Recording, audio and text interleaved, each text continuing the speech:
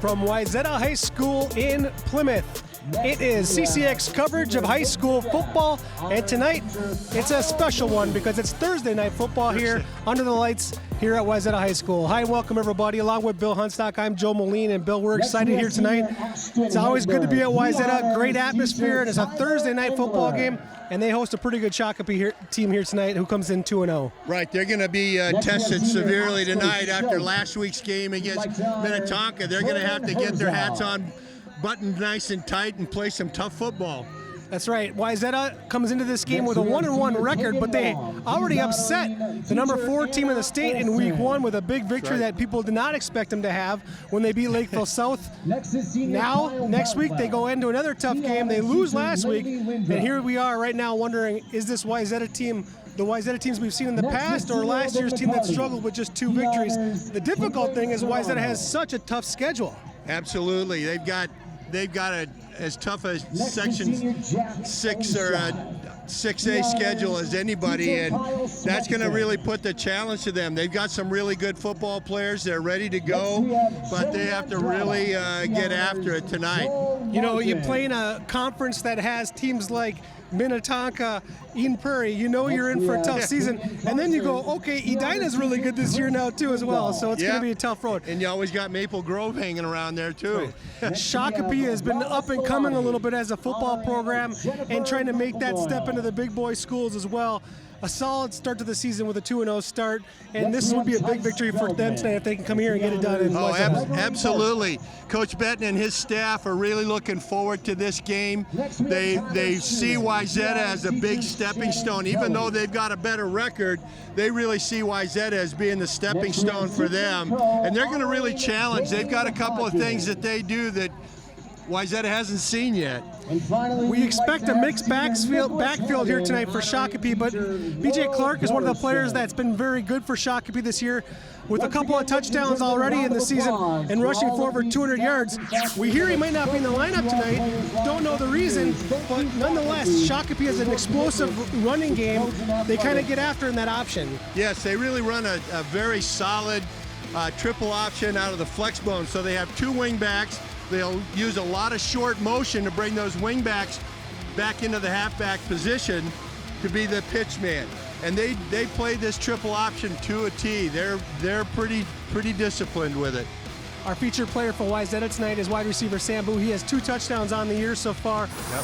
Wayzata is not a team known to throw the football around. They're going to capitalize on those opportunistic opportunities. Yeah, Coach Brown likes to play it close to the vest. He likes to keep the ball on the ground, but when you've got a good quarterback, which they have, and they've got a good receiver like Boo, they're going to put the ball in the air when they need to and when they want to. And that's going to be a key for them because they're going to be pushed around by that big offensive line from Shakopee, and they're going to have to really make sure that they've got a good multiple attack against a Shakopee defense. All right, well, there you have it. It's Wayzata and Shakopee, and we kick it off next on CCX.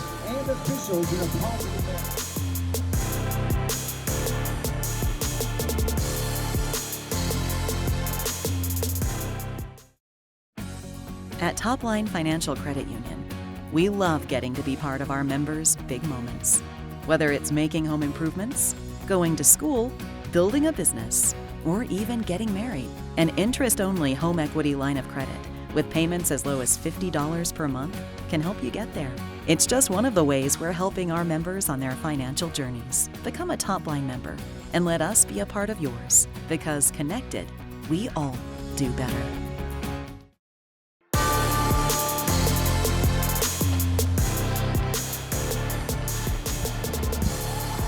We are back at Wayzata High School on a beautiful Thursday night in mid-September. It's a little bit humid and definitely a beautiful night with the sun kind of going down to our right.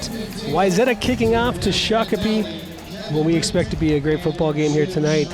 Sabers receiving the ball there in the whites. It's Morgan Wallen night here tonight in the student section as the kids put on their country best. Everybody looking smooth tonight with their plaid shirts on.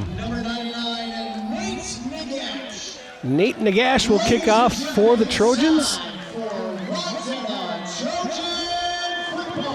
And he hits a line drive that's going to bounce off the turf and scooped up there by Jacob Lee for Shakopee. Lee heads up the right side, gets across the 20, near the 25 before he's taken down. And that's where the Sabres will take over on their opening drive. Well, Shakopee's an offense that we expect to keep things on the ground quite a bit here tonight. In option offense, so you got to try to find that football as the viewer. And we see both teams with big offensive lines as we hear the infraction here. Both teams, unsportsmanlike, they're going to cancel it out. So some early enthusiasm, 7 seconds into the game. It was after the play was whistled dead and the teams were leaving the field. See if we can catch it here in the replay. Oh, there. There it is right there, yeah. Yeah. Well, let's see, there must be a reaction from Shakopee. That one looked like a little bit of Wayzata. Huh? And the flag was coming out. Shakopee guy came back and reacted to it.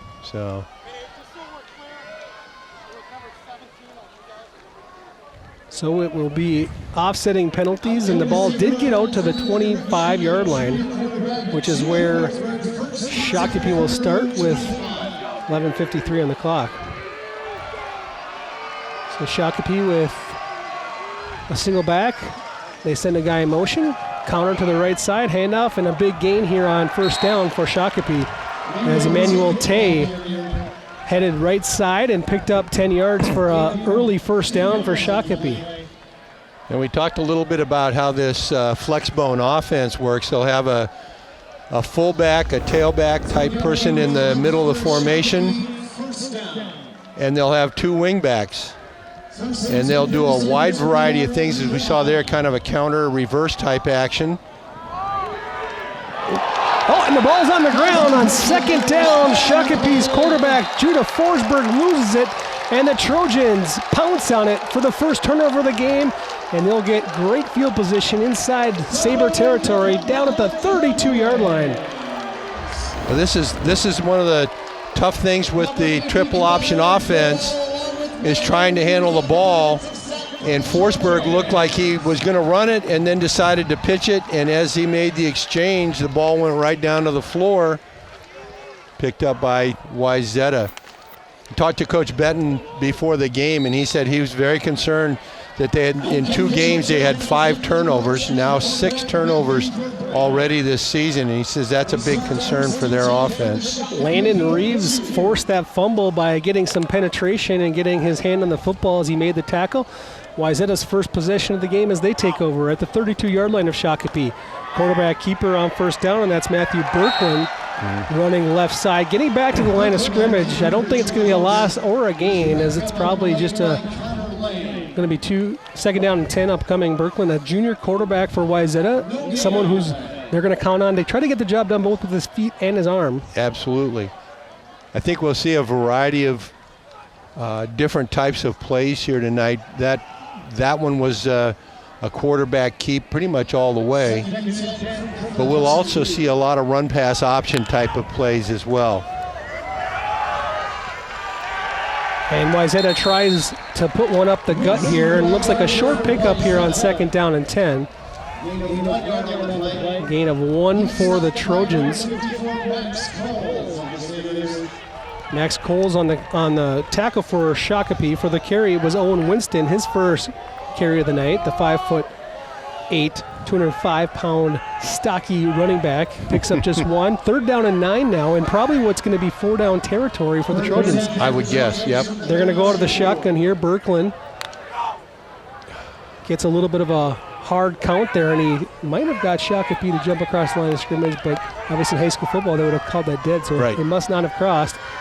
Now Berkland getting some instruction from the sideline. On 3rd down, he's back to pass. He's under pressure, and he's going to go down. Well, that changes things. They went from probably 4-down territory to perhaps now bring on the punter, as it was Andrew McGee was in there in a hurry, and McGee wrapped him up, took him down for a big loss. We see here that Shakopee ends up with 2 rushers on 1 blocker. The numbers don't work very well, as we had good penetration by Neighbor and McGee. So that's, as you said, Joe, that's going to force Wayzata now the ball out past the 40-yard line. They're going to have to punt the ball rather than have this be a 4th and 20 plus. Yeah, you think that if Wayzata would have maybe picked up some yardage on 3rd down, it might have made for an interesting decision for Coach Brown, but instead they're going to punt the football and play the field position. Oh, I don't know that would have happened had there not been whistles or flags, but we have a false start on the offense for Wayzata, so it was dead ball. So a couple of mistakes here by both squads, and it's 4th down and 24 now for Wayzata. Good response from the Shakopee defense being put in that difficult position, though. Turn the ball over on your own 32-yard line and end up with a 4th and 24.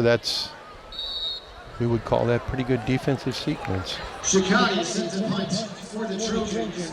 Miller, along with Terrors, set to receive for Shakopee. So, high snap again. Just a bunch of mistakes here tonight. The Trojans punter will go back, retrieve it, and he'll get brought down at the 20-yard line. Boy, what a change of field position in just the last few plays. Wayzata knocking on the door, not quite in the red zone, but in Shakopee territory. This snap sails over the head of the punter, Sean Kokedy, and Shakopee cannot probably believe its fate here. This is all of a sudden has them in good shape. Oh my goodness! And that ball was launched. NASA likes guys like that, and good pursuit by Shakopee. The punter, once he got the ball, never even had a chance to try to even get any kind of a kickoff. 1st and 10 at the 22. So Forsberg will come back onto the field as the quarterback for Shakopee, and he hands it off right up the gut, that time to TJ Clark, who we featured in the opening. He did not start the game, but it looked like it was one possession off. Clark's into the game, and he takes one right up the gut for 11. And Clark, running primarily from the tailback spot, but they'll play him as a wingback as well. When Shakopee hands the ball off, they have 2 carries for 21 yards, but they have that lost fumble. So here they are in the red zone, 1st down and 10, ball on the 12-yard line of the Trojans. They give it up the gut once again, and that's, again, TJ Clark with the carry. This time, still a good pickup, but not quite the 1st down carry that he had just a moment ago. This one here, it's going to go for at least 4 yards, maybe 5, as they're inside the 10-yard line. One of the keys to this flex bone offense is the fullback or the tailback, in this case TJ Clark, running the ball in the A seams basically straight ahead.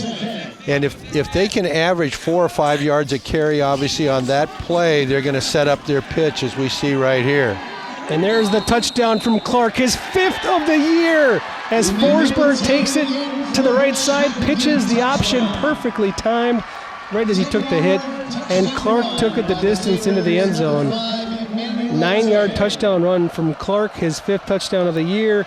He comes into the game after sitting out the first possession and makes an immediate impact. And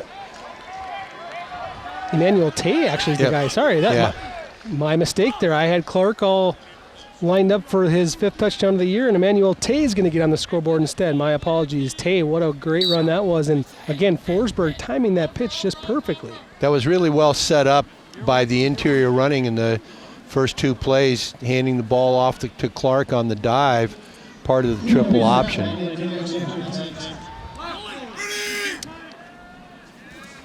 On to attempt the extra point. 98, Quinn O'Fallon, and he misses that one.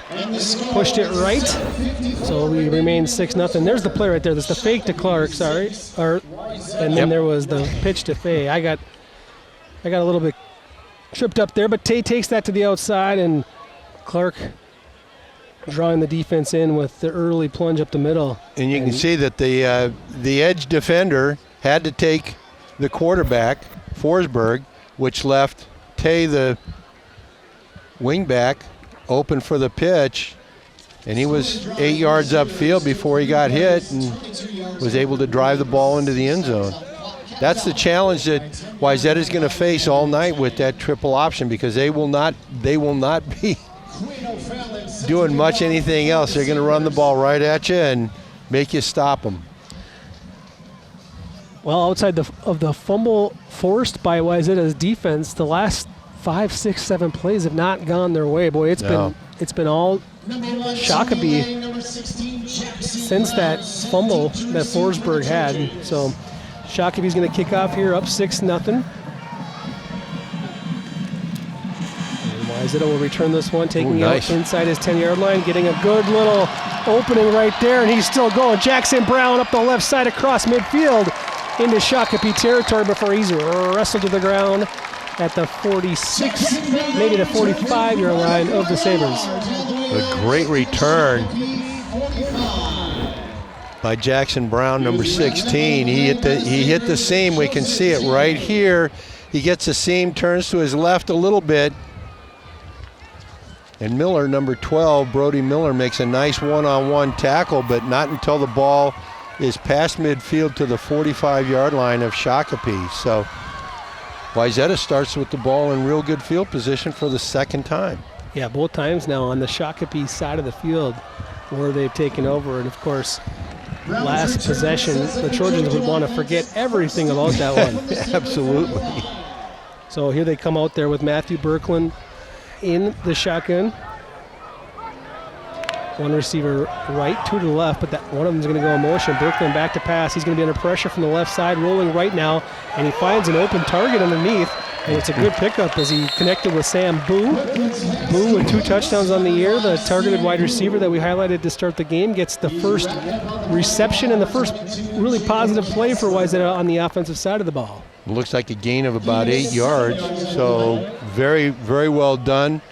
And that was a second receiver that Berkland came off of and found Boo, who was not his number 1 choice. Oh, and they get another hard count by Berkland. He got Shakopee to jump off sides. It was Max Coles creeping across the line of scrimmage there. So for Wayzata, that's a key play right there because you get a kind of a free first down and get some momentum there. And Wayzata now has to feel a little bit better with a couple of positive plays. Absolutely. They really need to look at that. And that hard count has moved 2 or 3 people on the Shakopee defense twice now.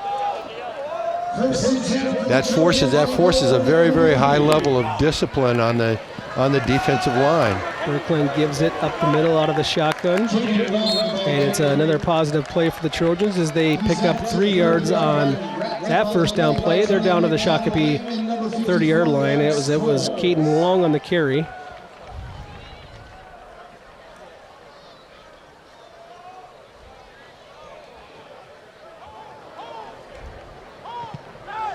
Wong, his first carry of the evening. They're going to give him 4 yards off the mark, and he gets a nice little first rush, first touch. Wayzata now heading left side. Berkland's going to keep it. Nope, he's going to pitch it. And getting the edge over there before getting smacked out of bounds was Tony Lay. Lay gets close to the first down marker, but I think it was a good hit there from on the Shakopee side that kept him short. He took a pretty good hit right as he got to the sideline. Nice pitch by Berkland, and right there, boom, right on the sideline. Pretty good hit by Miller, number 12. Millers have to be aware that he's not to hit people with his head, with the crown of his helmet. 3rd down and 1. Berkland gives right side, and Wayzata's going to pick up a first down. Got a good push that time from the offensive line. It was Wong again. Caden Wong again, the ball carrier. 4-yard pickup. Both carries for Wong so far have resulted in 4-yard pickups, and that's how you move the chains. Absolutely. Look at a good push here from the right side of that offensive line. Yes, nicely done. Good down blocks. Good hard run by Wong to get that ball up, get that last two yards of that carry, get the first down. Evan McCarty on that right-hand side had his guy locked in. We'll talk a little bit more about him in a moment. That ball is going to come loose as Berkland put one on target, but not able to hang on was the Wayzata receiver. Trojans pass intended for number 10, John Evans. Evans couldn't come up with it, so Berkland throws his first incomplete pass. Well, it's a great defensive play. Yeah, really, really outstanding defense. The catch was there, but just a great play from Jacob Lee.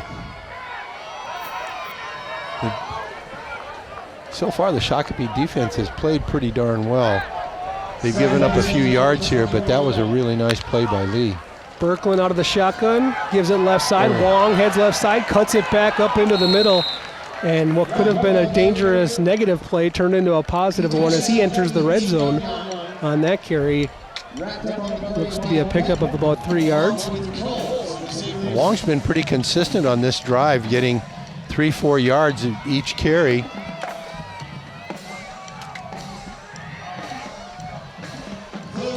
Three carries, 11 yards now for Wong. Berkland out of the shotgun, couple hard counts, and then looks to the sideline. Big third down play here, 3rd and 7.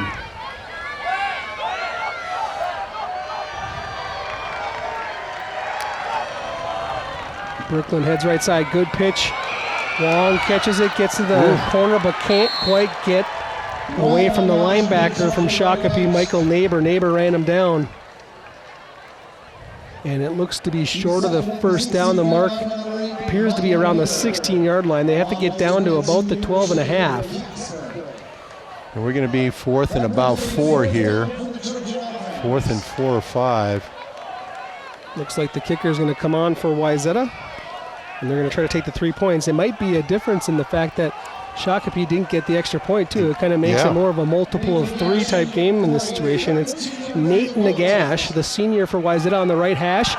And this one is too low. It was going to be a 32-yard attempt, and he just never got it up in the air. I don't think that thing ever got high enough. No. And I watched Nagash in the warm-ups, and he was kicking very nicely from 30, 35 yards very consistently. That's the difference between kicking it in warm-up and kicking it under game pressure.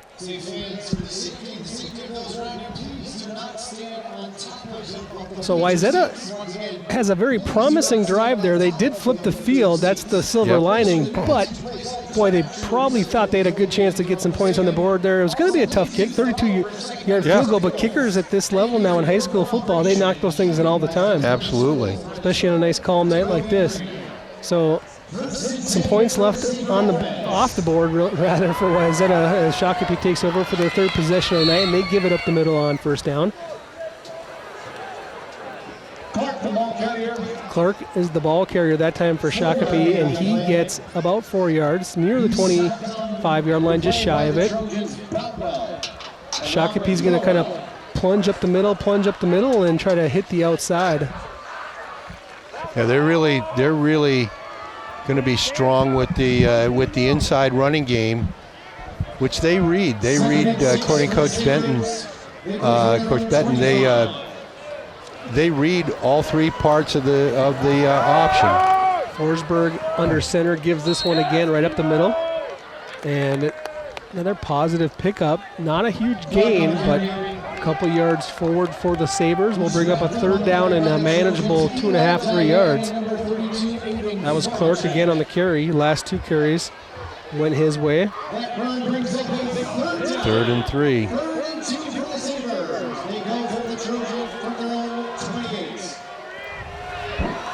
3rd and 2 for Shakopee. They put a man in motion, but hand it back to the right side. It's Zach Doctor on the carry this time. Doctor gets the first down and a little bit misdirection. Counterplay right side, and Shakopee moves the chains. So one of the things that we'll be watching with Shakopee here is we see the counter run the ball, fake to the left, run the ball back to the right. Doctor does a nice job of picking up the seam. But what this offense depends on is averaging 3.4 yards per snap and running the ball. And if they do that, they move the sticks every 3rd play. And that's where they grind on you. William Eisinger made the tackle for Shakopee after that first down pickup as makes the tackle for Wayzata. Shakopee goes right back up the middle with Clark. 5-yard gain on the play.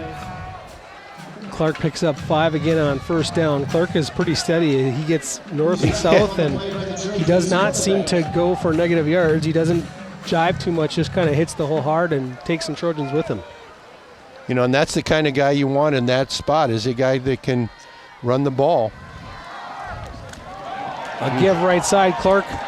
Big pickup that time. Huge hole opened up for him. Took that one from the Shakopee 41 all the way down to the Wayzata 42. Gain of 17 yards there for Clark.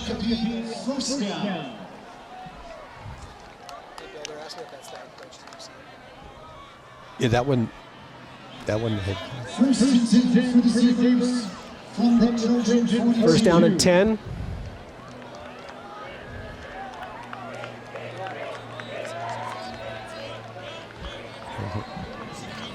Forsberg under center, first down and 10. Ball at the Wayzata 42. He gives it up the gut. And it's again, nice pickup on first down. Clark again, carrying the load here on this possession. Takes that one up the middle for 5 yards. Second down and 5 upcoming. Now they're going to really make you stop that inside running game. And if you don't stop it for 1, 2, or less every play, they're going to keep running that ball and suck the linebackers in so that they can't get out on the flank and defend the quarterback or the pitch. 7 carries, 50 yards now unofficially for Clark, as Shakopee now, this new thing of don't huddle up but still use the clock. It kind of keeps that defense from making substitutions and gives the offense a little bit of time to get organized and get a break. On second down and 5, again it's Clark, and this time the Wayzata was able to plug up the middle a little bit. Yep. Will Malachi makes the tackle there as we get closer to the end of this first quarter. Malachi with a good stop there. That's what they need. They need those guys that are responsible for the A and the B gaps to win their battle a little bit. Plug up that middle. So Absolutely. Time's going to come to an end here in the first quarter. So far it's been all Shakopee with a little bit of Wayzata, but we will head to the second quarter with the Sabers maybe knocking on the door once again. It's high school football here on Thursday night on CCX.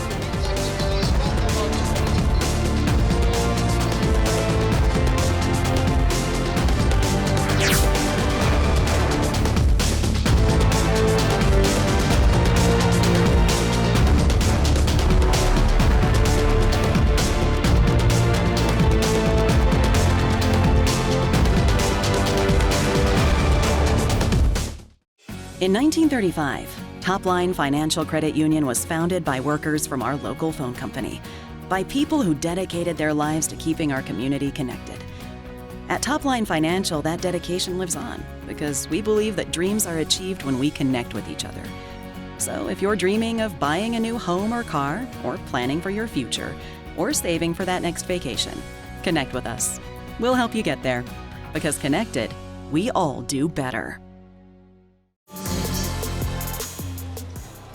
On third down, Shakopee goes north and south between the tackles for another first down for the Sabres. That was one of the first big third down plays that this Wayzata defense had an opportunity to maybe make a stop and get off the field, but Shakopee again getting that big push, that big offensive line. They pick up 7 yards when they needed 5 on third down. So it'll be first down and 10 now from the Wayzata 30.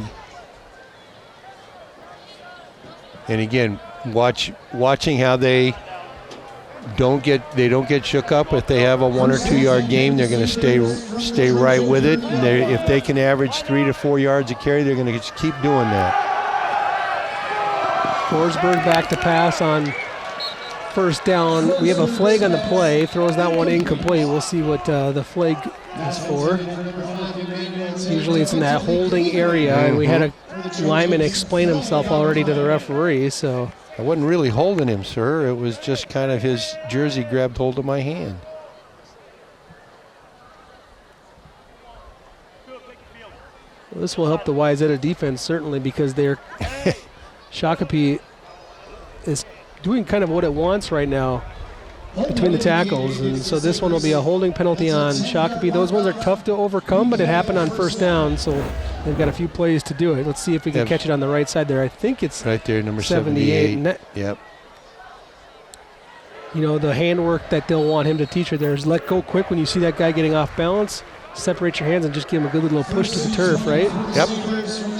You just can't get your arms wrapped up around his shoulders and neck area like that. He was winning the battle. That's always the toughest holding call to take, is when you're actually winning the battle, but you kind of grabbed a little bit of extra jersey in the meantime. So here we go, first down and 20 now after the holding call. And look at this, weaving in and out of traffic. Nice pickup there from Michael Doring. As Doring, we have not called his name a lot here tonight, but he takes that one for 11 yards inside the 30, so he just took that holding penalty and washed that right out. Right, we'll see 5 guys in the backfield for Shakopee pretty consistently tonight. Ooh, nice block. You see there. That block downfield? Yes, that's a great block. That led to 6 extra yards. We're 2nd and 9, so it's like a gain of 1. A little bit closer to being on schedule for that Sabres offense. 2nd down and 9. Judah Forsberg under center with 1 receiver left. And he gives it up the middle. Wayzata's defense up to the test there. They clogged in a hurry. As that give was to Doring once again. Not much running room for Doring on that one. He did get a couple yards though, as he trickled forward for 2 yards. It brings up 3rd down and 7. Jake Hodovic on the tackle for the Trojans. Short gain of 2 yards on the play. Big third down here. Big third down for the Trojans defense. You know, you don't want to get down 2 scores early in the ball game, and could really give the Shakopee team some offense, some confidence if they're able to get that 2-score lead. And I've got to believe that Shakopee's thinking that this is 4-down territory as well. Oh, and there's some penetration. We have not seen a lot of that here from Wayzata. Into the backfield in a hurry there was 91 Landon Reeves, I believe it was. Oh, it's Will Malachi, actually. Malachi, his 2nd big tackle there on this possession. Malachi just shoots and the gap. He just hits that gap perfectly and wraps up the running back. I think that was Clark. And Malachi did a really nice job of bringing that thing in. A loss of 3 for Shakopee brings up 4th down and 10, and even though they lost yardage, they still are in 4-down territories. It's 4th down and 10 from the 30-yard line. Forsberg gives it on the counter to the right side to Emmanuel Tay, and Tay is going to be close.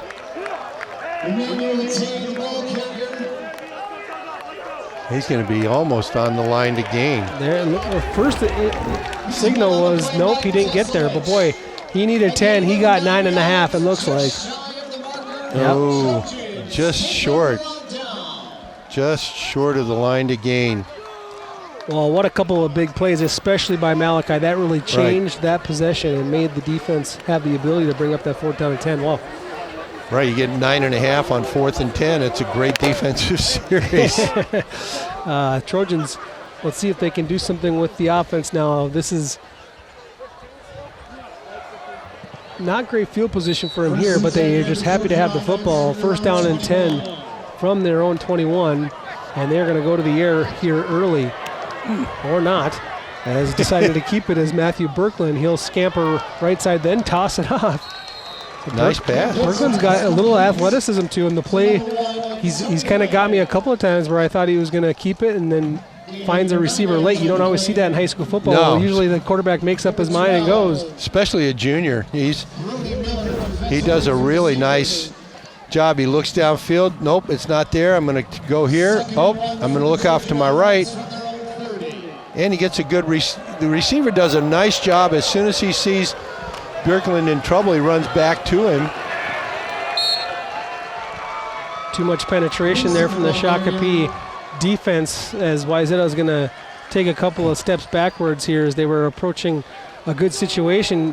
However, it's Michael Neighbor, one of the defenders in there for Shakopee, wrapping up that Trojan ball carrier, Owen Winston. So that one went backwards for a yard. Now it's 3rd down and 3 for Wayzata.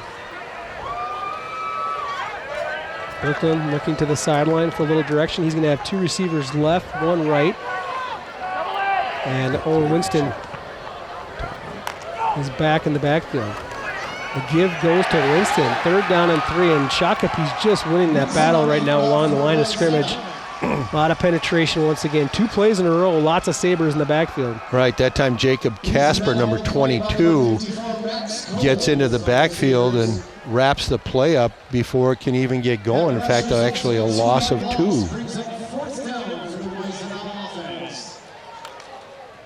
Wayzata wanting to not punt because they just had themselves in such a great situation on a nice first down play, but 2 plays where what Shakopee got in that backfield on running plays sends that drive off schedule in a hurry. So 4th down, and Wayzata will come on to punt the ball.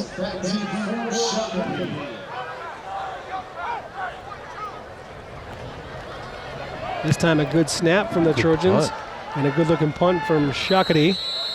Fair catch called for, and Shakopee will take over. Shakopee kicks it to Shakopee, and they will take over at the 44-yard line, where the Sabres are leading 6-0 here with 6:08 to go in this second quarter. Sabres take over 1st and 10 from their own 44.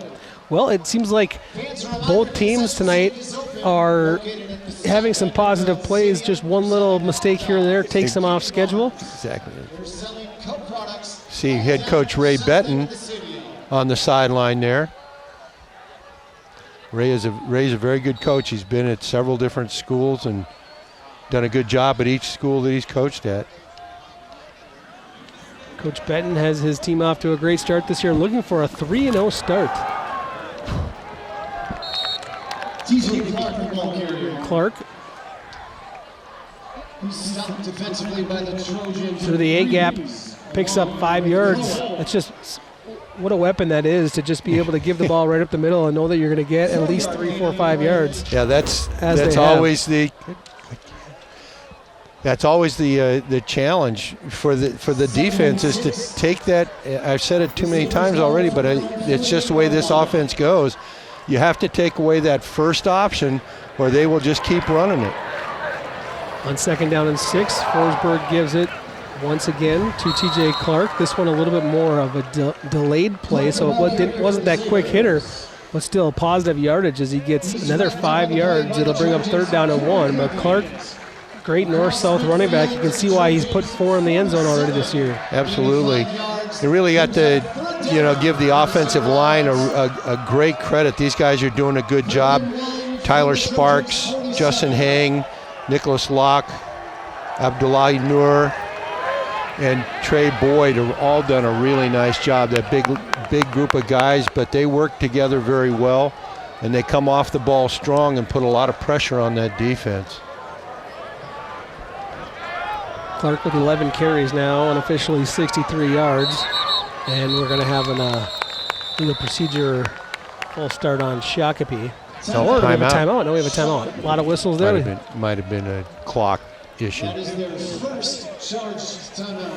So first timeout of the night taken by Shakopee, but a key play upcoming here. 3rd down and 1. Did see what they liked. Might have been running a little low in the play clock.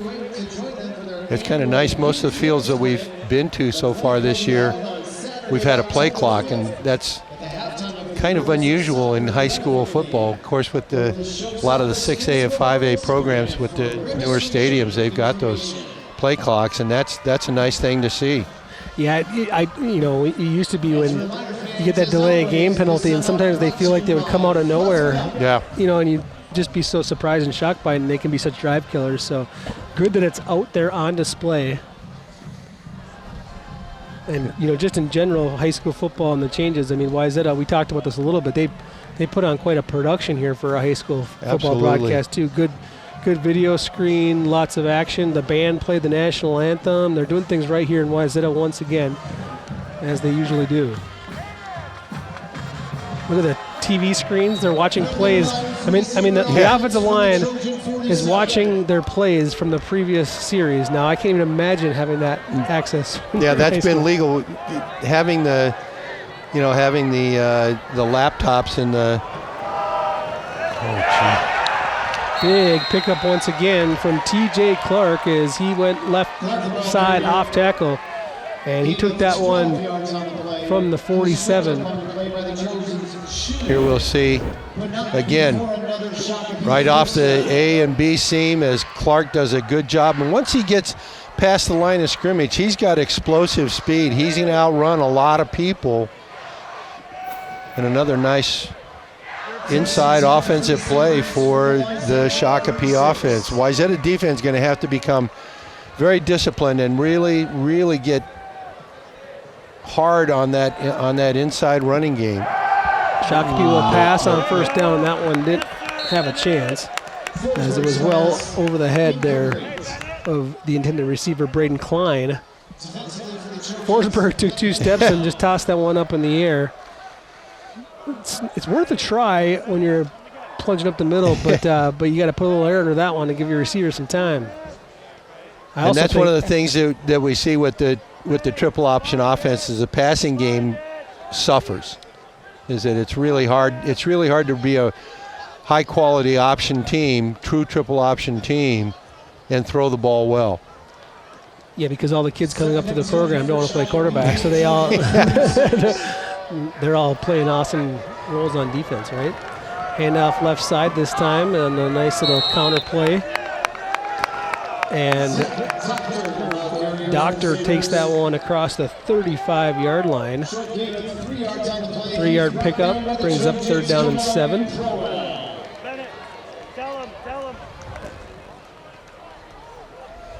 Clark will be the back in the backfield here on the next play, kind of getting his breath. You can see him bending over at the waist. They try to give him a little bit of a break, I think. They threw the ball on 1st down. They gave it to somebody else on 2nd down. I'm thinking they're calling number 4's number here on 3rd down. Wouldn't be surprised. The give, nope. Fakes it to Clark and gives it to Tay. That's how they got their touchdown on the other side. That was the exact same play. Yep. And they get enough for the 1st down here. So that will move the chains, I believe, because it looks to be a pickup of 7 yards. Again, nice pitch by Forsberg. Well blocked on the edge. Well, and you know, some people might see that. And Tay gets the 1st down. Some people might see that pressure in the backfield and think that, oh my God, someone got through. Well, they're inviting him in, right? That's what they want. They want you come in and the quarterback's going to make a good decision. We're not blocking you. We're going to use our blockers to get other players. Exactly. That's exactly it.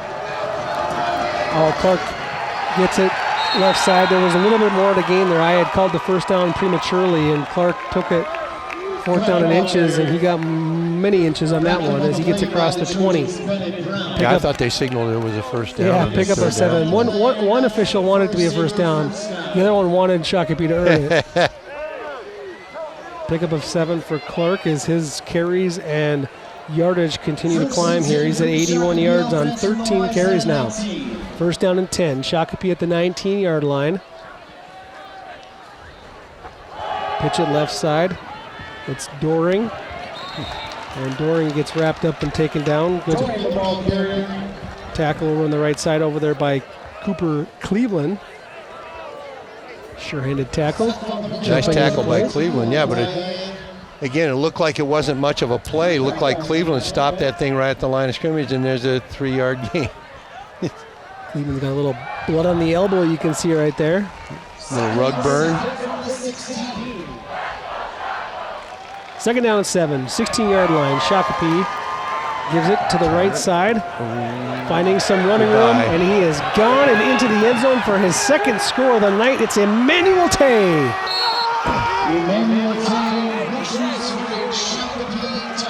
16-yard touchdown this time from Emmanuel Tay. So Tay really hit that one good and got out in the out on the flank, and there was nobody there to stop him. 12-0 Shakopee, and with that missed extra point on their 1st touchdown, they're going to try to get the 14-point lead and go for it 2 here to extend their lead to 14. 1:20 to go in the 2nd quarter. Wayzata's defense getting pushed around a little bit right now by that Shakopee offense. And again, this is a tough offense to defend. You don't feel like you're getting pushed around all that much, and then you all of a sudden, 3rd down, you look up, oh, the sticks have moved.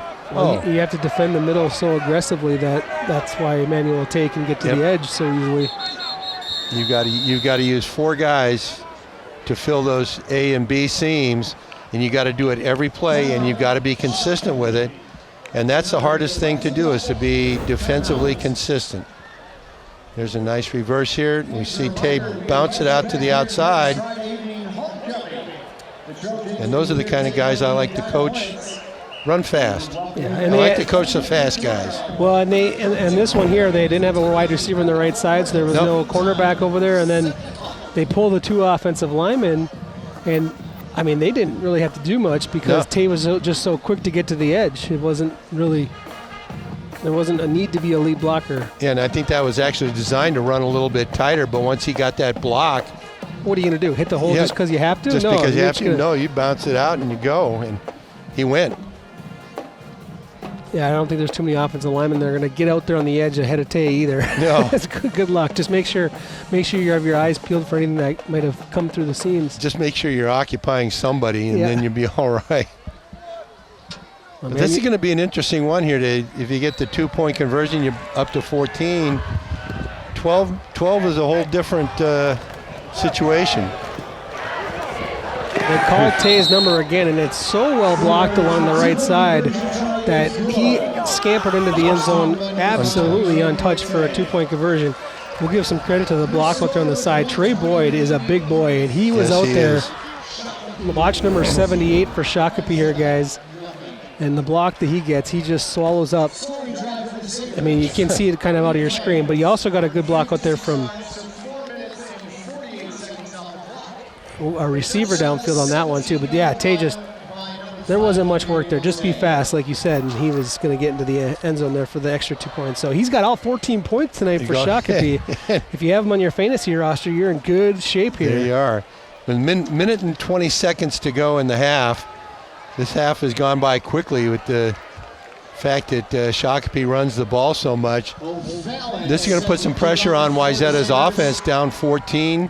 They get the ball to start the third quarter, but they haven't been particularly scintillating with their offense so far. Quinn O'Fallon will kick it off for Shakopee. I know that I've been to a couple places probably called Quinn O'Fallon's. That guy is a future pub owner. Kickoff gets retrieved at the 4 or 5 yard line of Wayzata, and it's brought up to nearly the 30. Nice kick and nice return.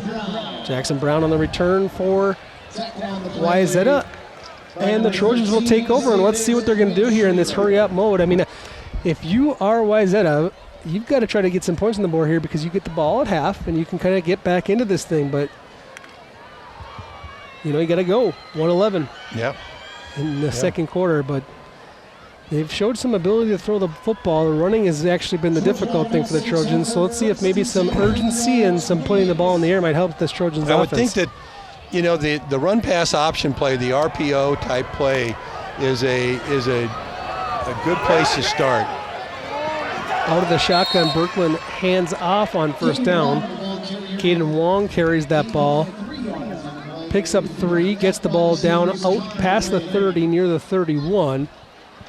And the clock is ticking here under 50 seconds now to go in the second quarter. Down 14-0. Wayzata looking to get some points before the half.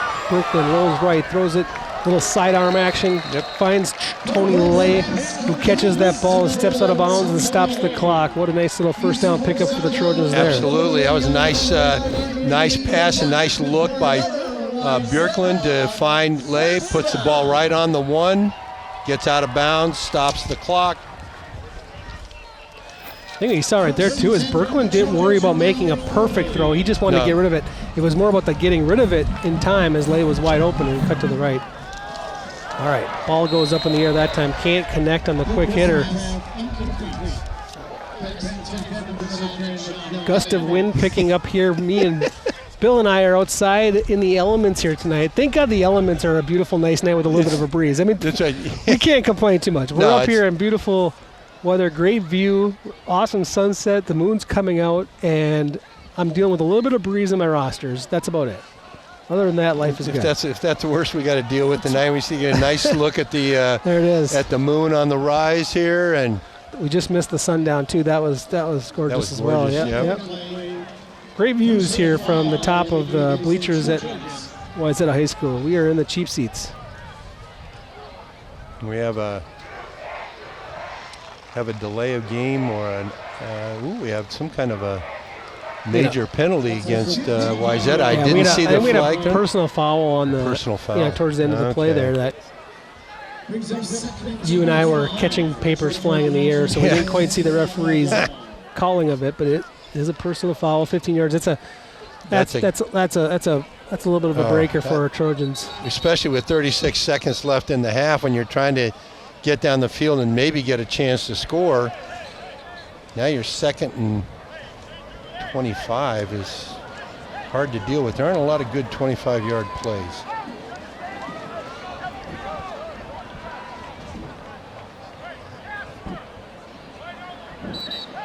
Wayzata, at least from a formation perspective, is acting like it's going to try to be aggressive here. They have 2 wideouts to the left, 1 to the right.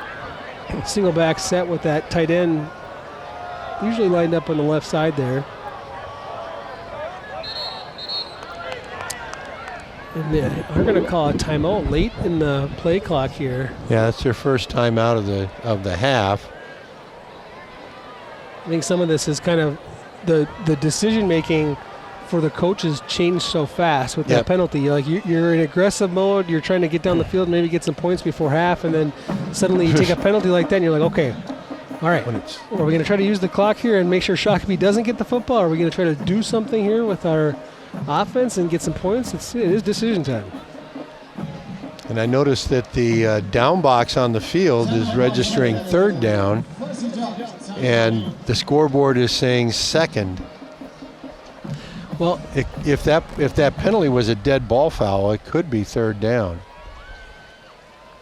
And that makes it even tougher because 3rd and 25 is no good. Unless it was a face mask during the play, which, that would be the 15-yard penalty that I can think of, right? Or a clipping, right? Then you replay the down. But if it's an after the play, and I think the chains are probably right because they're right down there on the field. Right. So we're going to go with 3rd down now and really, really long, 25 from the 25. They got to get to the 50, or the 40 rather, for the 50 for the first down, 40 to get back to the original line of scrimmage.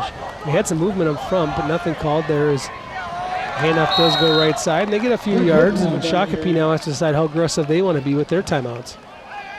They've only got 1 left. And they took it right here. 25 seconds to go in the half. 4th down. I think that's the right call by the Shakopee coaching staff right there. Be aggressive. You have an opportunity here. You got a chance to run. You got a chance to run 2 plays after the punt. Average football play takes about 8.3 seconds, give or take a fraction of a second. But that means then that if you get the ball back with, say, 20 seconds to go, 18 seconds to go, you got a chance to run 2 plays. Anything can happen. Well, every time Emmanuel Tate touches the ball, he almost puts points on the board. So you got him on your team as well. You got some speed. And this would tell me that if they get the ball back, they are probably not going to kneel down and let the clock run out. I think they're going to try to make a play here. I think it's always fun. I mean, I think trick plays work obviously way better when people aren't looking for them. But, up 14 points too. It's time to, it might not be a bad time to see what you got. Some of those fun plays that you work on Fridays. Thursdays. I was thinking college football. There you are. The day before the game is you throw out some kind of fun plays. Quick kick. Ball bounces down. Shakopee's going to lose some time here just by letting the ball roll. Yep. It would have been better served trying to catch that in the air and get that fair catch called for. Yeah. I'm a big fan, particularly from a coach's point of view. Get under the ball and fair catch it. If that's the worst you do, then you've got the ball. You don't have that ball bouncing around and going somewhere you don't want it. So the ball down at the 31 is Shakopee. Judah Forsberg will come back onto the field here for Shakopee. Not exactly known to be a big throwing threat here for this offense, so we'll see what kind of play they have called here. I believe they are out of timeouts, so you're either going to have to score here or get a first down, stop the clock with a spike, but it's going to be, to get 2 plays off here is going to be pretty difficult tough. Unless you get out of bounds or you drop an incomplete pass here and then get a second crack at it. Yeah. And I'm not sure if I was Shakopee if I'd be throwing the ball right now or not. Passing hasn't been particularly kind, so. Well, and there it goes. It's exactly what I would have done with it too. They're going to run that, fake dive at the middle, counter right side. It's a good formation to run a reverse out of too. You got those two flank backs. So it'll have to be 5 yards more difficult if Shakopee is going to do anything, because they are going to go backwards here on that penalty.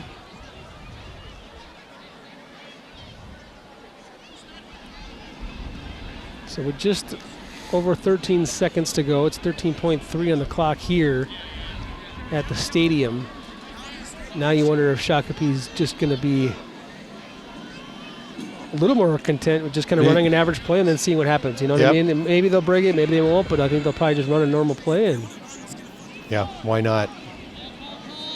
You really don't want to risk anything. You don't want to put the ball on the floor. You don't want to throw the ball and risk an interception, especially when the quarterback is 0 for 2 and he hasn't even been close to either receiver so far tonight. So, run your best running play and see where you go.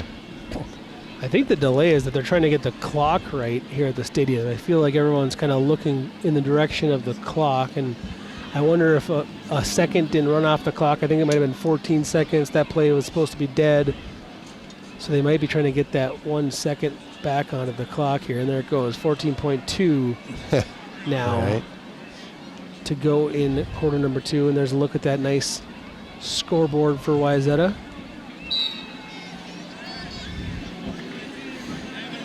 And now they're in the victory formation, so they'll put a knee down on the ground and they will walk themselves to the locker room, knowing that they had a pretty good solid here first half. 14-0 lead here for the Sabers as time expires here in the second quarter. So we will take a quick break here from Wayzata, and we will be back with halftime stats as well as some highlights. You're watching Trojan football here on CCX.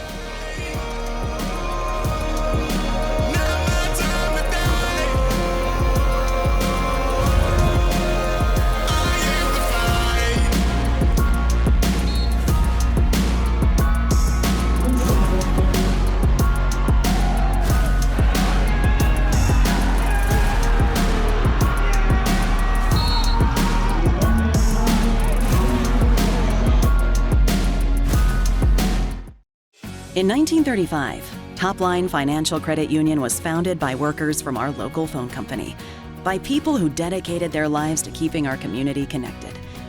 At Topline Financial, that dedication lives on because we believe that dreams are achieved when we connect with each other. So if you're dreaming of buying a new home or car, or planning for your future, or saving for that next vacation, connect with us. We'll help you get there, because connected, we all do better.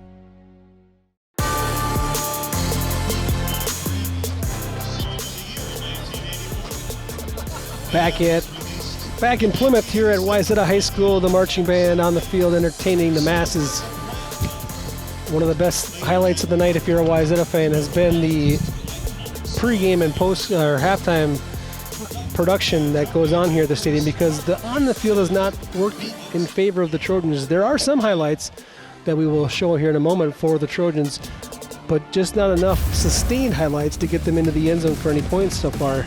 Here's a look right here at a great defensive play that gave them early good field position. They kind of squandered that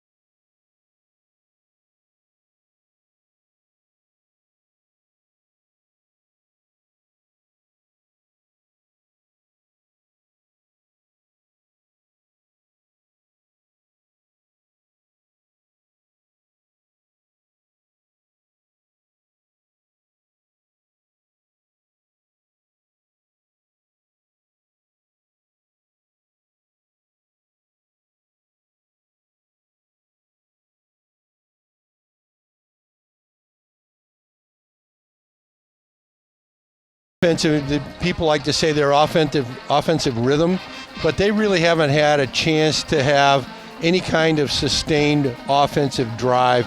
And I think that's really important when you get down to it, because you've got to get some kind of rhythm.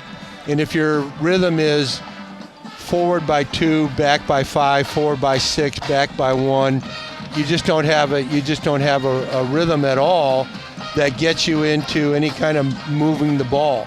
The idea with the offense is you've got to move the sticks.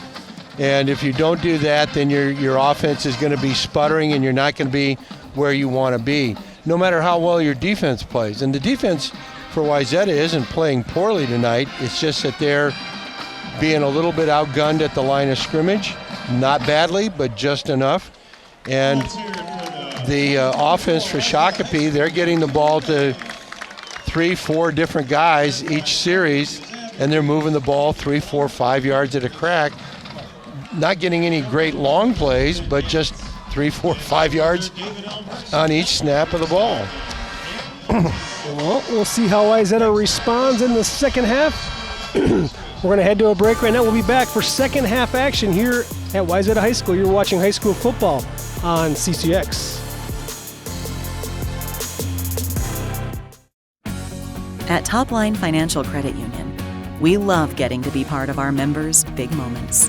Whether it's making home improvements, going to school, building a business, or even getting married. An interest-only home equity line of credit with payments as low as $50 per month can help you get there. It's just one of the ways we're helping our members on their financial journeys. Become a Topline member and let us be a part of yours, because connected, we all do better.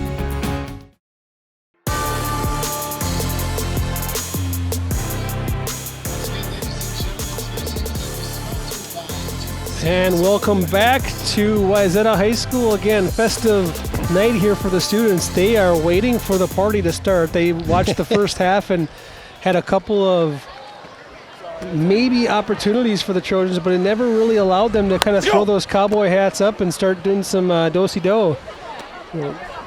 Trojans have an opportunity here this second half, though, to, the thing is to get, I won't say they got stomped or outplayed, but just kind of got outplayed. You know what I mean? Yeah. And a little defeated here without the ability to score any points here in the first half. So, but the 2 scores is not a big deal. I mean, you should be able to respond to that if you're Wayzata. So let's see if they can. That's the idea, and like I said during the highlights at halftime, they've shown some really good efforts, but they're really not getting any consistency with their offense. And that's very frustrating to the offensive coaches, because we know that in order for the offense to move, you've got to have rhythm, you've got to have consistency, and you've got to make things happen, and they just haven't been able to do that.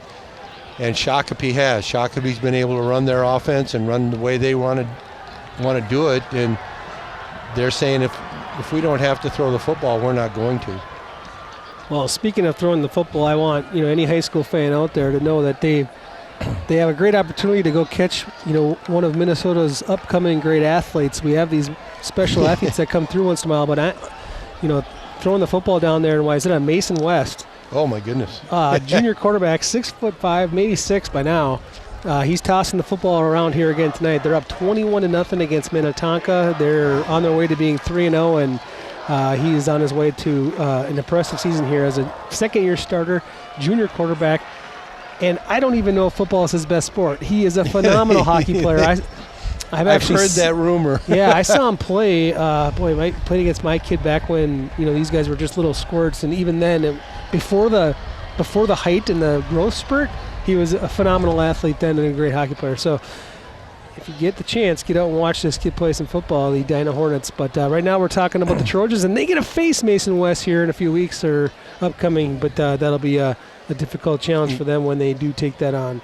He's way too big to be a hockey player, though. Hockey players aren't 6'6". Yeah. That they don't mind it. Hockey coaches don't mind that big height. It has its advantages as well. Nice long reach, especially if you grew up having the skill and then the height kind of came later. That makes you pretty dangerous. Absolutely. So, yeah. You see Wayzata's talking about right now. I think the big discussion with them, we're talking about their offense and their ability to get back on the board. They also need to get off the field a little quicker defensively, right? Yep. So those plunges up the middle, that hurt them a little bit. That kept obviously the offense off the field, but it also just really depletes the morale of your defense and just makes you tired. When you're always having to tackle those up the middle plays. Especially when you think we're not playing that poorly. We're making good tackles. We're getting good hits, and then you're looking at it's 2nd and 7, 2nd and 6, 3rd and 2, 3rd and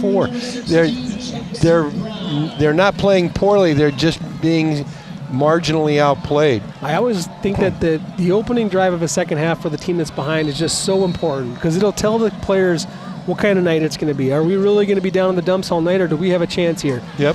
Wayzata will take this kickoff from just almost near the end zone. Here's a good-looking rush back. Good return from Sam Boo as they're finding ways to get Sam Boo the football. And one of them goes through the kick return, and a couple of good kick returns now tonight for the Trojans. This one gets not all the way back to midfield, but in the vicinity as he gets out past the 35. That was a nice run by Sam Boo, getting the ball out nearly to midfield, taking it nearly to the goal line, the 1 yard line. Makes a nice move right here to his right, breaks a tackle, gets upfield, and then gets brought down. But that's excellent field position at the 37-yard line for Wayzata. Trojans talking things over at the sideline before they hit the field. And offensive line looking to pick things up there. Number 72, Evan McCarty, a nice-looking offensive lineman for the Trojans, 6'6", 255.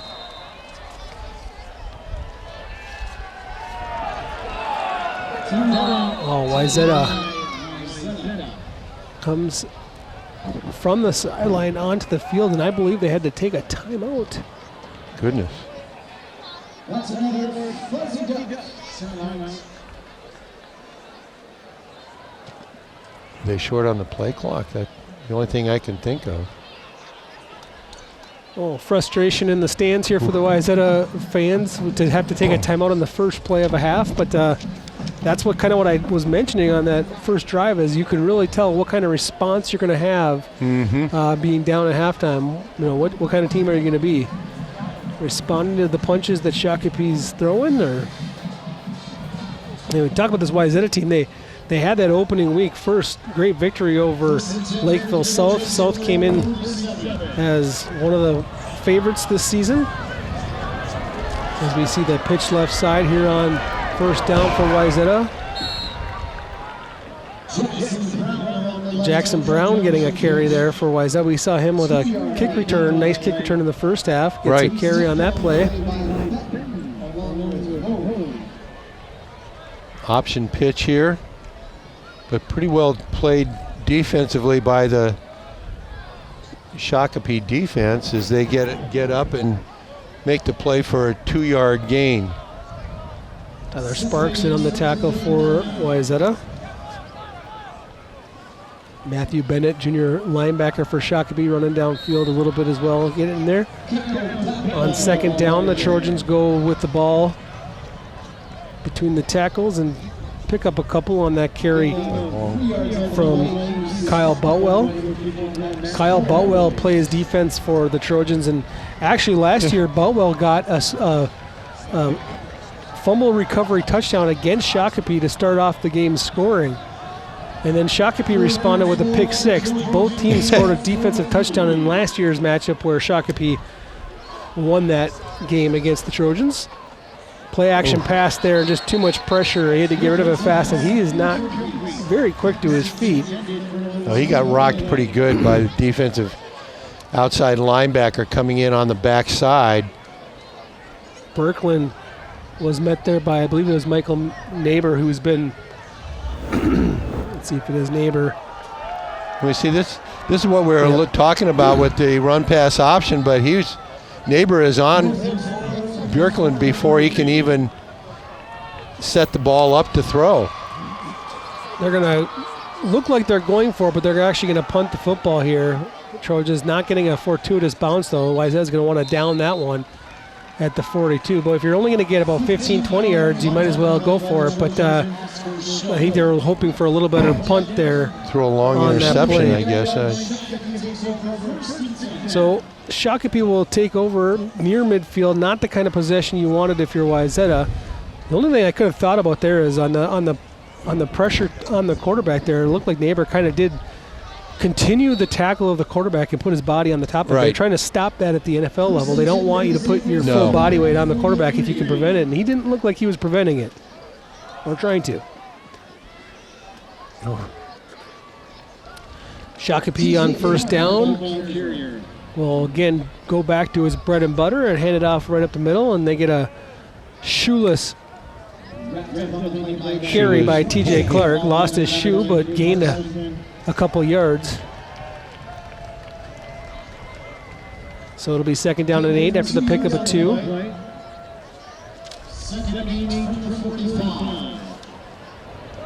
Clark in that first half had 13 carries for 81 yards. That puts him at 14 for 83. Again, they go directly up the middle. This time, great response again from the Wayzata defense. In on the tackle there was Kyle Boutwell. We talked about him just a moment ago. He's one of the returning starters for this defense, and Boutwell jumped across the line of scrimmage and made a play there. So now third down and 5, and these are the big ones. These are the get off the field plays. This is, you know, when you're behind the sticks, when you've got more than 4 yards to go on third down, you've got to come up with a really good play to make that click. Third and 5 for the Sabres, one receiver each way. And they put the ball on the turf. And it's a turnover. Wayzata comes away with it. A little bit of an unforced error by the Sabres as it wasn't knocked loose, but Landon Reeves recovers it. So a nice night for Reeves. He has one forced fumble, one fumble recovery. That's the kind of defense and the field position that Wayzata needs to have. Oh. That's the risk of the option. Yep, that's the risk of the option. The quarterback wanted to take it, and the tailback wanted to keep it, and the ball ends up with neither of them. And that's one of the tough things about the triple option offense. Wayzata trying to capitalize now, taking the ball over across midfield. Brooklyn in all kinds of trouble, and they're going to go backwards right away. That is exactly what happened to Wayzata last time. They got a gift from the Sabres. Last turnover as well. Wayzata went almost directly backwards in the next couple of plays. And here they go. Brooklyn back to pass. Too much penetration's got to throw that away or do something with it. Right, and he wants to throw the ball on his second or third step after he fakes to the running back, but he's too much pressure and he can't even look downfield to see where his receiver is. He had an open tight end, but couldn't even get his eyes to him as Bodie Gorger had kind of opened up. And speaking of Gorger, that's who they hit with an open pass there. But, boy, all over him was Jacob Lee. And I tell you what, we've called Lee's name a couple of times here tonight. And he's been pretty solid in his tackling ability. He just wraps him up and takes him down and got some new wrap on his arms as well. Completed pass for no gain.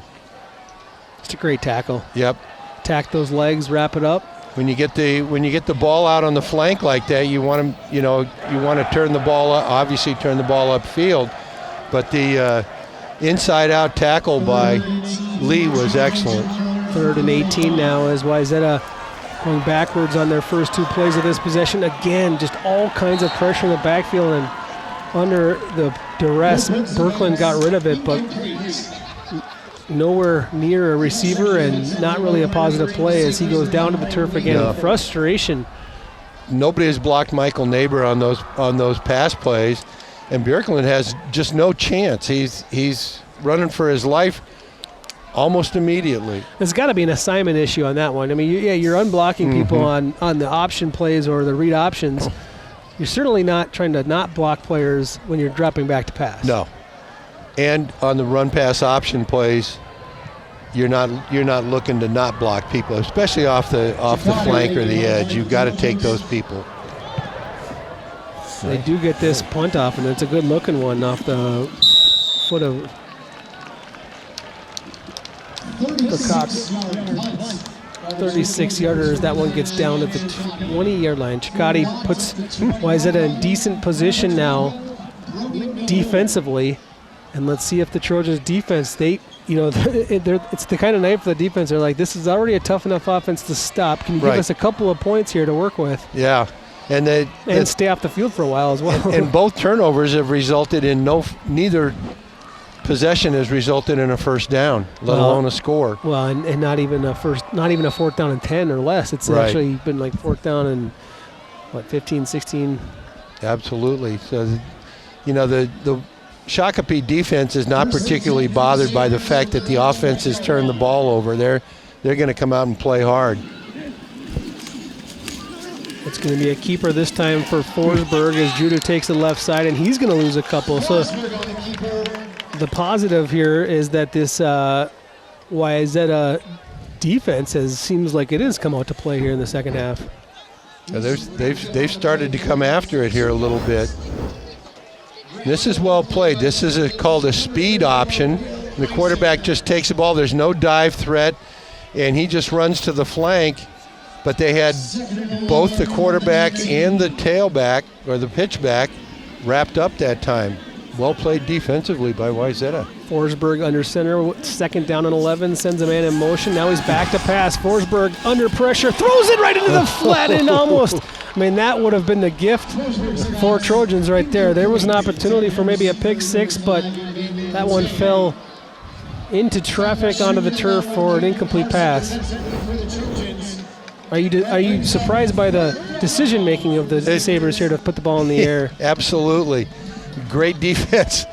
Great defense on pass by Emmanuel Tay. Caden Carson wants that one back. Carson, that one from being intercepted. Kyle Boutwell and Caden Carson were right there. Both of them had some ideas on their mind. All right, third down and 11.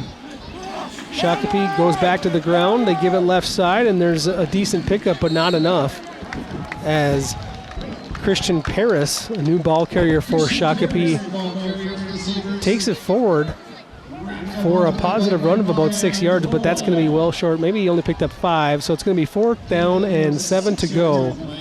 And that will bring on the punting unit, a unit that we have not seen much for Shakopee. They've turned it over twice, and they've scored. Have not seen them really bring on the punter too often here tonight. This might be their first punt of the game. Yeah, I didn't want to say it in case I was wrong, but that's what I'm leaning towards. Yep. Here's a punt into the air. That one's going to sail out of bounds and nearly break one of those expensive iPads. 5:51 to go in the quarter, number 3. Wayzata's going to get its third crack at it already here in this quarter. Let's see if they can get something going. And they'll have nice field position here. They've got to try to figure out this penetration that Shakopee's established, especially here in the second half. Yeah, they've been really aggressive coming from the outside the tackle position on the outside the offensive tackles, and they've really been able to put a lot of pressure on the quarterback, on Matthew Birkland. Hasn't really been able to get any, as we said before, hadn't been able to get any rhythm at all.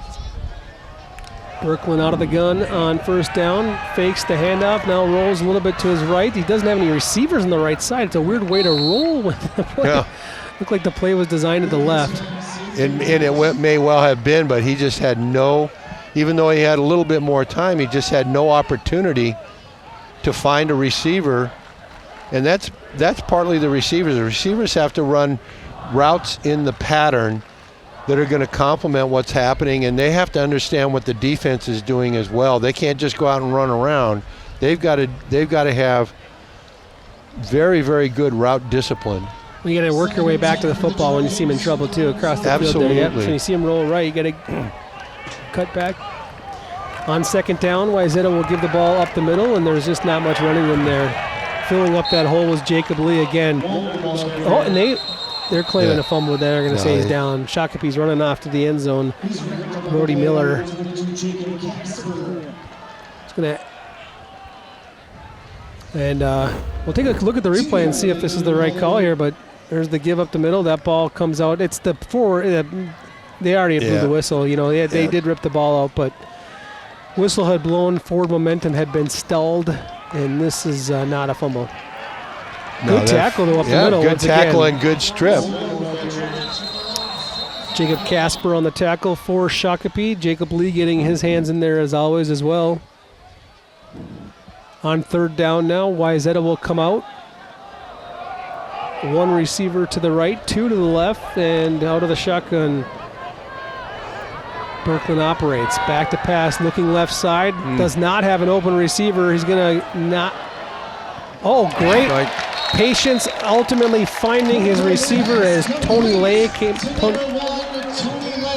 came back to the football, and that's exactly what we were talking about, Bill, is when the quarterback scrambles a little bit, how are you getting open? And Lay found some spot there between the two defenders and got open. Right, and he does a nice job of what we would call route discipline. He figures out where he has to be to get the ball, and it's nice timing by Berkland to get the ball to him as soon as he was open. Give credit to the Wayzata offensive line. I mean, Berkland was clean and had a lot of time. On first down and 10, Berkland has some pressure at the right side. He had all kinds of running room up the middle. I know he had an open tight end as well, and he tried to give that ball to Bodie Gorger, but I think he had an easy eight yards for sure. I like to say he could have run the ball down there and handed it to the tight end rather than throw it to him. And that's a catchable ball. Grutter took his eyes off the ball. He looked to see where he was going to run before he had the ball in his hands. Boy, there was nothing up the middle defensively for Shakopee. Had Gorger been able to catch that football, he would have been left flat-footed. That's why I thought the quarterback running the ball would have been the more dangerous offensive play there. Easy to call from up here. I got a great view. Absolutely. And I don't have to move a muscle. Berkland, handoff right side, nowhere to go. Caden Wong is absolutely smothered by the Sabres defense as he cannot get back to that line of scrimmage. A helmet comes off, and I don't know. There's some talking, and we do have a flag in the play. I don't know if this is going to be on Shakopee or Wayzata. One team's going to get a big break. Caden Wong's helmet is the one that came off. I don't know if somebody yanked his helmet off or if there was some kind of a... It looks like it's going to go against Shakopee. It's going to be a 15-yarder. Yeah, probably a personal foul. A lot of pointing to the right. Yeah, personal foul. Dead ball, personal foul. And that is a huge play for Wayzata, the kind of break that they need. Well, they had him 3rd and 10. Why do that? Yeah, that's... that little pull, just a little that pull. Was unnecessary. That was definitely an unnecessary, obviously a personal foul. Max Cole, the offender for Shakopee, and we have a backwards play from Wayzata. Every time they get a break, they go backwards a couple of yards. They've struggled with that particular pitch play. That pitch play has been controlled by the defense every single time they've run it. Jackson Brown, the ball carrier, he'll lose 4 yards maybe on that one. 4 yards, yeah. At least. Second down at 14. And I kind of chuckled a little bit, but only because of the bizarre nature of every time something good happens for them, they can't string two together. It's one of those things. Now the handoff goes left side to good hole initially, but then the Sabres did close. Eventually, it was Boutwell on the carry, and Boutwell stands there and eventually got pushed out of bounds, but he gets almost back to the line of scrimmage. Only a pickup of 3. It looked like there was a lot more running room there for a moment, but the Sabres did a good job of getting to him in a hurry and good gang tackling. Yeah, the Sabres' pursuit to the ball has been very good. They got 4 or 5 people running to the ball on almost every play. And another offside. Berkland's got a good hard count. Shakopee has struggled with that. He's got 2 offsides, and he's got a lot of flinches here tonight. And that was particularly good. You had 3 guys moving. And again, for the defensive line coach, this is where you tell the guy, You don't have to listen to the count. Watch the football. You don't move till the football moves. It's very simple, but very challenging to do. 3rd down and 6. Ball goes right side. This is a nice little carry for Boutwell. And Boutwell got the edge. Job. Boutwell's bringing a little spark to this offense as he comes out from the defensive side of the ball and says, here, let's give the senior an opportunity here, and he picks up a big 1st down. And here we'll see the handoff sweep, but he bounces it to the outside. Breaks a tackle right there. That was nicely done by Boutwell to get yards after contact. He gets about 8 yards after he's touched the first time.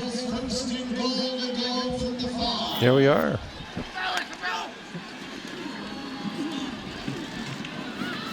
Berkland takes it himself, right side, getting some help out there along the edge from Boutwell, the blocker. Quarterback sweep. Berkland does a nice job running the football. Yeah, I'm surprised they haven't called his number a little bit more tonight, just to give that option of him running the ball. Absolutely.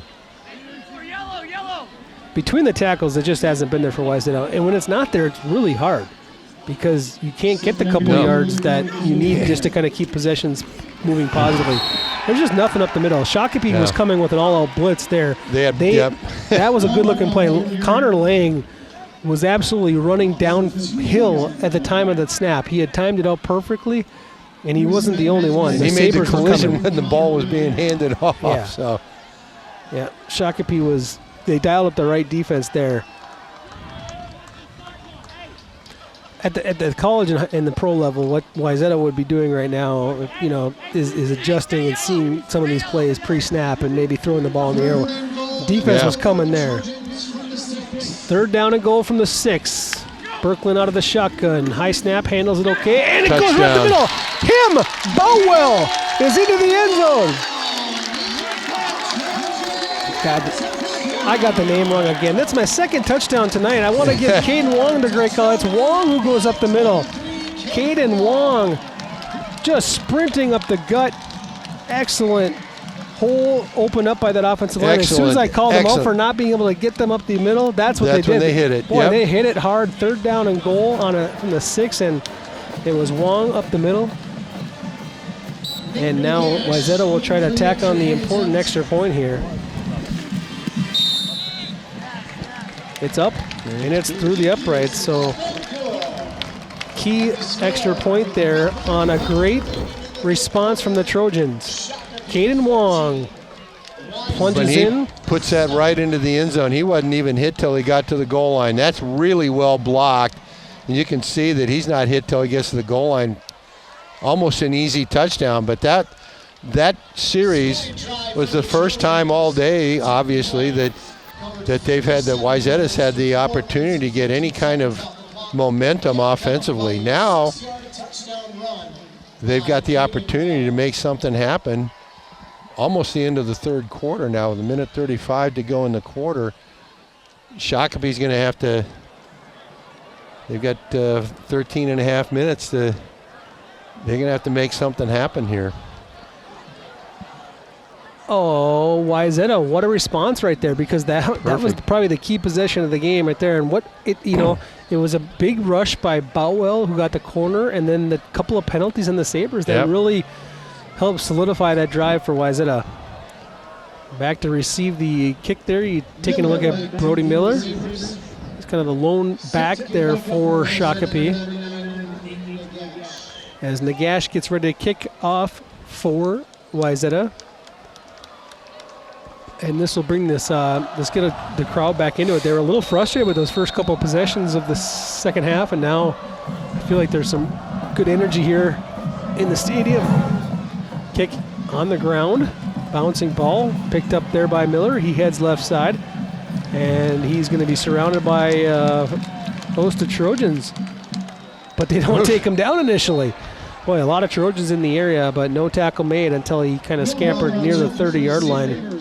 Sidelines of Shakopee where he is taken down. So Shakopee will take over, 1st down at 10 from their 30, and it does not seem like we've seen this Shakopee offense that much here in the second half. It looks like he stopped right there, but he keeps his legs going, keeps his feet driving, and gets another 5 yards. You've got to put the guy on the ground, and Miller does a good job of second effort there.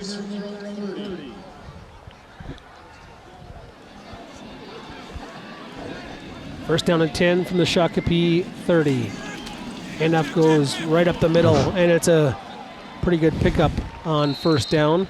Ball carrier there, TJ Clark. Clark moves the chains on his opening rush of this drive. A good 11-yard carry on the fullback dive. 12-yard pickup, 93 yards now on the evening for Clark. And you see great block at the line of scrimmage, taking the defensive tackle to the ground, and somebody getting to the linebacker. And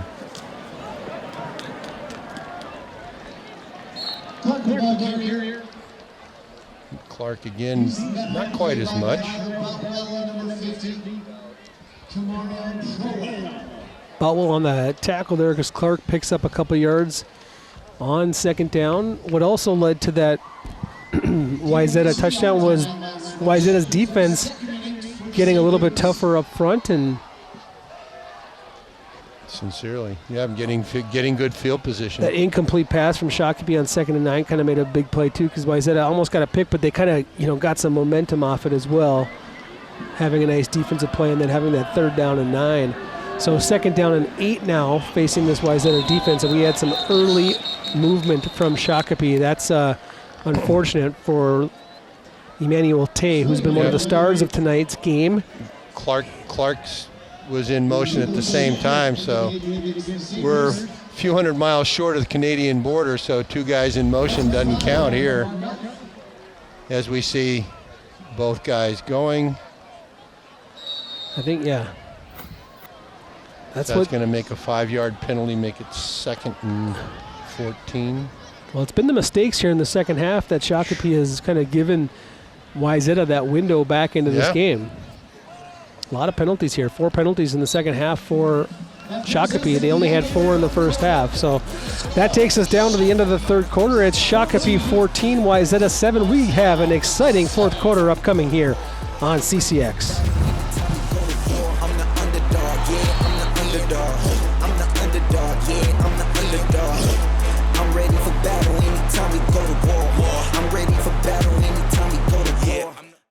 CCX Media, your source for great local programming, is available on Amazon Fire TV, Apple TV, and Roku. Our free app allows you to stream all 3 of our channels live. You also have access to a large on-demand library, including full sporting events and daily newscasts. To find us, go to the store, search CCX, and download our free app. Then sit back and enjoy all of your favorite local content. The CCX Media app, available on Amazon Fire TV, Apple TV, and Roku.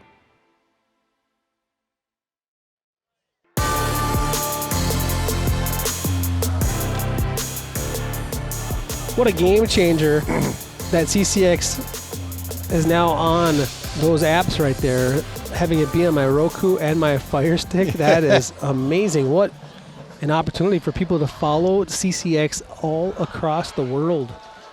And get your local football, soccer, and volleyball games whenever you want. And just absolutely the people here on this staff, it's world-class production for high school sports. It's awesome. Good job, everybody.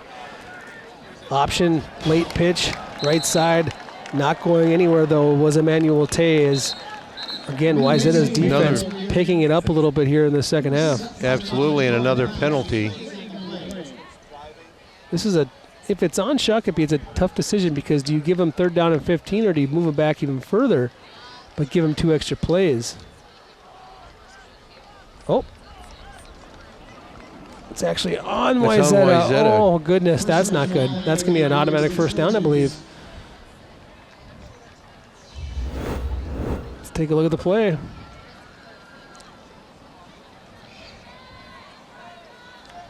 Well, is it on the tackle of the...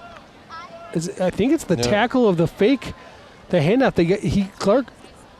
Is it Clark that got picked up and dropped. If you see that replay one more time, don't watch the ball. Watch the Personal fullback. foul. Okay. I don't know if we can have the ability to show it again, but the fullback, I think, is actually the one that gets tackled. Watch Clark on the fake up the middle. I think it's that play right there. It's not Clark, though. It's number 1. The quarterback, Judah Forsberg, just got picked up and dropped in the middle of the play and didn't have the football. I think that's the call. After the pitch. Wow. Yep. That's unusual. That's an unusual call because usually the quarterback is not protected if he's a running back. Do you think just the way the hit looked? That's what I think. Or the fact that it happened so much longer after the ball was released? That may have been it. The body slam is what the guys from the truck thinking. I think that's probably what it was. It was just the finishing of the play and just absolutely throwing him onto the ground. Oh, Shakopee's going to take advantage of that mistake by Wayzata, though, as they get 9 yards on the next play. Forsberg on the keeper shows that body slam did nothing but pump him up.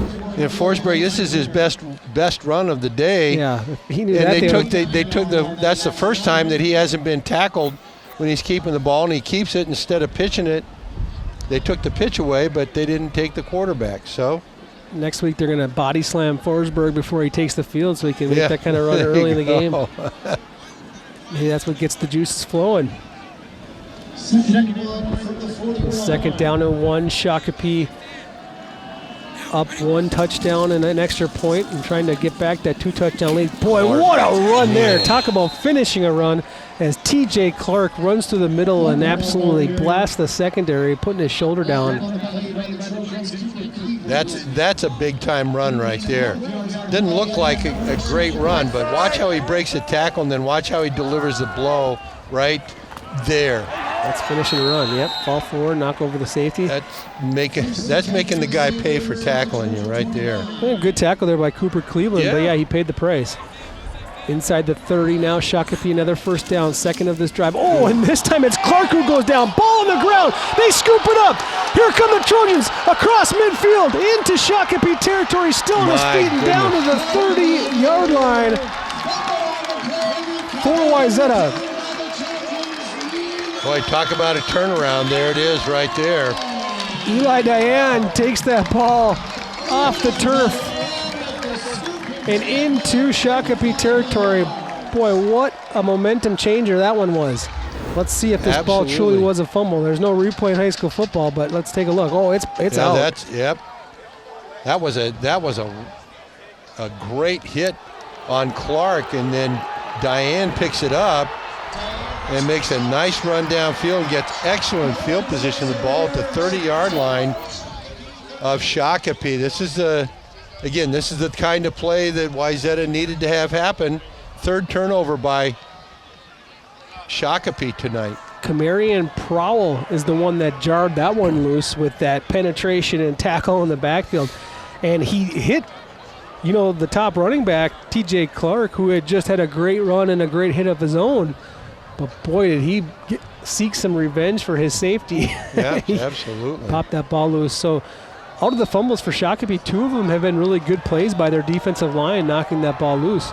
So let's see how Wayzata can capitalize on first down and 10. They get a nice positive pickup again, and it's Caden Wong with the ball carrier. Wong picks up almost 6 yards on that first down carry. That's a great first play after a turnover for Wayzata, which they have not done in the previous opportunities. It's the first positive play after a turnover they've had. That's right. Second down and 5 now. Birkeland try to do a hard count, now looks to the sidelines. Has Wong in the backfield, 2 receivers left and 1 to the right.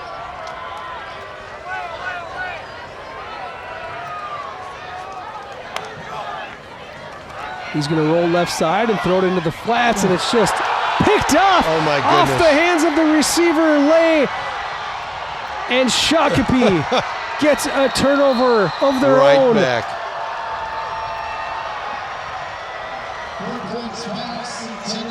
Oh my goodness.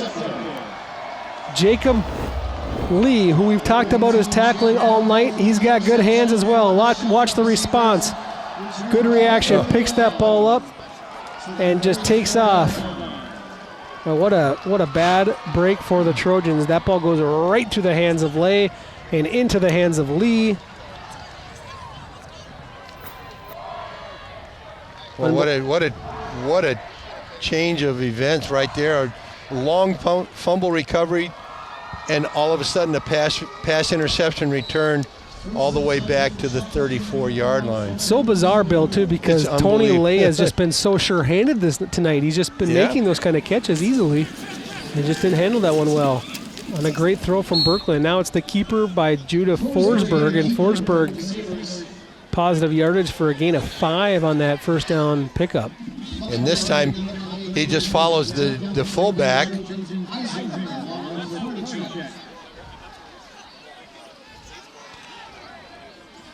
This is like one of those games where you can't go even get a drink or refill your water. I mean, things are happening and momentum is swinging. And they're big swing changes there. That 40-yard fumble recovery, 35-yard pass interception return. Blue 16.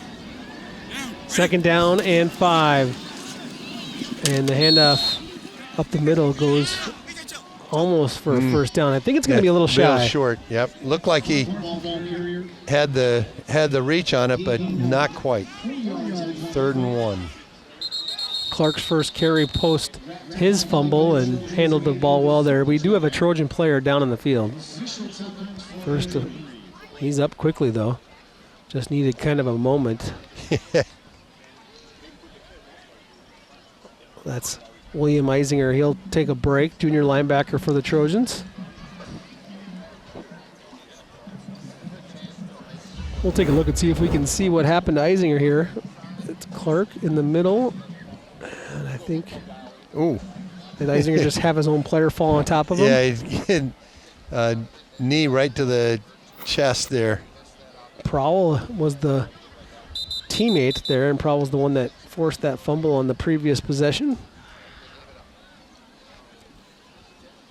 So the injury timeout stops things for a moment. I'm surprised they don't have this ball set and ready to go by now. I mean, Shakopee's really using the timeout. Yep.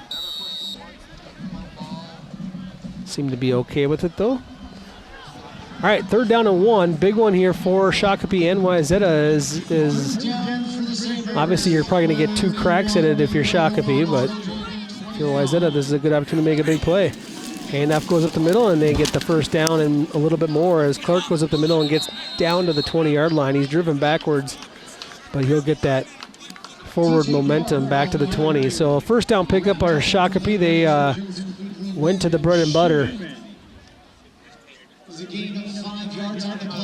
5-yard pickup for Shakopee. Clark is over 100 yards now. No touchdowns as Tay's the one that's put it in the end zone for Shakopee. Clark came into this game having over 200 yards per game in his first 2 games and 2 touchdowns per game. So he has been absolutely a menace to deal with for other teams this year.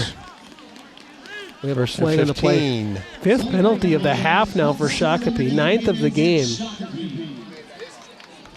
Yeah, the receiver way ahead of the snap count. I think the receiver thought it was on 1 and it was on 2. Time ticking here, not in favor of Wayzata. They're down a touchdown, but that penalty certainly helped the cause here. So I would think that this is the key right here. First down at 15, you got a little bit of longer distance to go. You have an opportunity to make that stop. Once you get inside that 10, if they get another first down, they're at least in position to maybe get some points and go up by 2 possessions. Shakopee understanding the importance of these next couple plays. They're going to take a timeout as well. And we will take a little short break here just to think about what's going to happen here for the 2 teams. And as we look at it right now, we'll take a quick look at the schedule for next week. Wayzata has homecoming next week, and they're hosting Eden Prairie. Ooh. No, sorry. I got you all fired up. It's not Eden Prairie. They get to bring Mason West to town. Edina's coming here next week for homecoming. That might even be a harder one. So the Mason West Air Show is coming to Wayzata next week. Look at the top quarterback in the state. a junior from the Hornets. And then Shakopee will host Eden Prairie. So that's going to be a good game, too, because Eden Prairie got a little bit embarrassed by Edina. Shakopee's schedule gets a lot tougher as the season goes on. They beat Hopkins 58-35. They beat Prior Lake 28-21. You see Wayzata here tonight, a little tougher opponent. Then they go Eden Prairie, Tonka, Edina, Rosemount, Blaine, and Blaine is back a little bit as well. So that's a tough season right there. Tough finish for Shakopee, no doubt. Well, here we go, back to action. First and 15. The Sabres will run the ball to the left side here, and lots of running room along the corner. Good tackle along the outside, but that was after a big pickup. On the tackle was Cooper Cleveland, but Doctor picked up 11 yards for the Sabres, so that's going to be that penalty and then some for the Sabres. Right. 2nd and 5 now. The ball's inside the 15 at the 14 now. And Shakopee, you're kind of seeing a little bit. They're going to use every bit of this clock as they can right now. Absolutely. Again, that advantage of having that play clock nice and visible to everyone. They didn't wind it all the way down, but they give it now right side. And Doctor gets up in there and for a first down. So Doctor finds just enough running room, takes that one down inside the 10-yard line. And you can just kind of feel the deflation happening here amongst the Trojans defense and the fans alike. Absolutely. If there's another score here, it's going to be really hard on Wayzata the rest of the game. And mainly because of the chances that the Trojans had, right? I mean, it's just that swing of events, that interception was such a killer. Wayzata was rolling, and they had a nice looking play design, and just to have that interception go through the hands and into the hands of Jacob Lee. Well, Jacob Lee has put his stamp on this game here tonight, he's though. He's had quite the game just good tackling and then having an interception. Again, winding the clock down all the way to 3 seconds here before they hand it off to Clark up the middle, and Clark takes that ball inside the 5 down to the 3. So a solid pickup of 5 yards for Clark, and he's just getting 5, 4, 6, 7, 8 yards a carry. He got 10 multiple 10-yard carries, one 15-yard carry. He wears you down. He doesn't look that big, Bill. No. But he plays big. And he uses his body very well. He keeps his shoulders over, keeps his shoulders over his toes, and he's got momentum, and he uses his momentum very well. 2nd down and goal. They'll send the motion in right. This time there's no running room. Great penetration from the Trojans. Getting across the line there was Landon Reeves, and then Reeves got a bunch of help along the outside. So good response there from the Trojans defense, and this makes it a lot more interesting here. 3rd down and goal. Now they're out at the 7-yard line. That was a loss of 4, and now 2 downs to get 7. That's a little bit tougher deal, and there was nothing on that open on that sweep that time. They're going to go up the middle. Clark, and he falls forward for a few. A little bit more than a few, actually. Gets about 5 yards. He's down to the 2, and I got to think this is probably. I can't believe it. I thought they would maybe want to plug this one in with Clark. They're going to try to take the field goal. Yet they missed an extra point earlier. I don't know. Bill, my head was just at, going you for it. You got to have confidence. Yep. Confidence in your guy. Yep. And obviously they have the ability to kick extra points. They've done it all the first couple of weeks. This is basically a chip shot extra point. Let's see if they can hit it. Quinn O'Fallon in to knock it in. And it's good. It's up and through. So Quinn O'Fallon doing a little Irish jig after that one. 17-7, 3:38 to go in the 4th quarter. And Shakopee, the very important 2-possession lead is now regained. Yep, and that there's no way that one score is gonna cut it. So that's going to be a huge challenge for not only the Wayzata offense to get down and score again, but their defense to get a quick stop and not let Shakopee use whatever is left of the clock. Now, let me go back to the decision to kick the field goal. It's absolutely the right decision, 100 times out of 100. Right. My only thinking was, boy, they missed that one extra point, and Clark is almost – I just feel like Clark's a 2-point shoe-in, right? Yeah. I just thought that, hey, this is Clark plunging it in for 6 points here, right? Absolutely. Nope. Take the field goal, and that is the right call. You take the points, take the field goal, take the sure thing. If you got a good kicker, and they seem to have a good kicker, he just had the one not so good kick on the extra point. There's a little breeze blowing left or right here on that kick, and who knows, the first time might have got him off guard with that. All right, here comes the response from Wayzata as Sam Boo takes this one across the 30-yard line on the kick return, and Wayzata will have the ball here with 3:32 to go, 2 timeouts, down 10. And that's the whole thing. You can't let the 10 points factor in your mind too much. You just got to score. You got to play the game. And you got to deal with what's next after that. But you want to score. You want to score kind of fast, but you can't let the 2-score possession factor in your decision making. Other than that, you just need to score. And you can't do things that you don't do well. You've got to continue to do those things that you do well to get the ball downfield.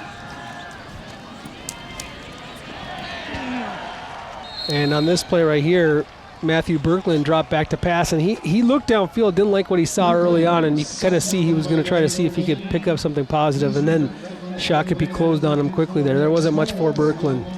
I think one of the linebackers might be keying him.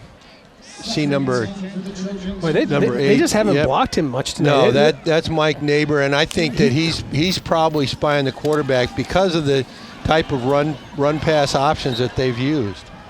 And Neighbor's been a nuisance for Wayzata to deal with, and that time on second down, Berkland stepped up and decided not to run the football and kind of sidearmed one. Got some good velocity on that throw, but it was not on target, and that time he might have actually had some running room. Yeah, and Jacob Casper was defending right there. Again, the middle is wide open, but you can see defensively Casper's got a better look at the ball than the receiver had. I'm not a big fan of that sidearm throw. I know that some of the top quarterbacks are able to do it, but that's a tough throw to make. Max Coles was providing some pressure there too, so he might have been on the tracks of Berkland, which forced that throw the way he did. Now Berkland going up over the top, and just nobody open. I mean, when you're down 10, Shakopee gets to sit back there on 3rd down and long, and had 3 defenders for the 1 receiver, so there was just no chance for Brown on that one, despite it being pretty well overthrown as well. So 4th down and 10 now, and this one, again, just the changes of this game happened just kind of suddenly, and that was the big interception, one that was definitely not the quarterback's fault. That's going to be one of those ones that's hard to sit in your stats because you're like, I threw a pick, but I threw it right on target.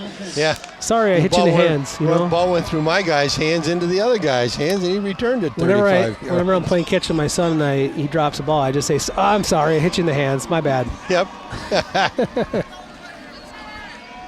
The worst place to hit him.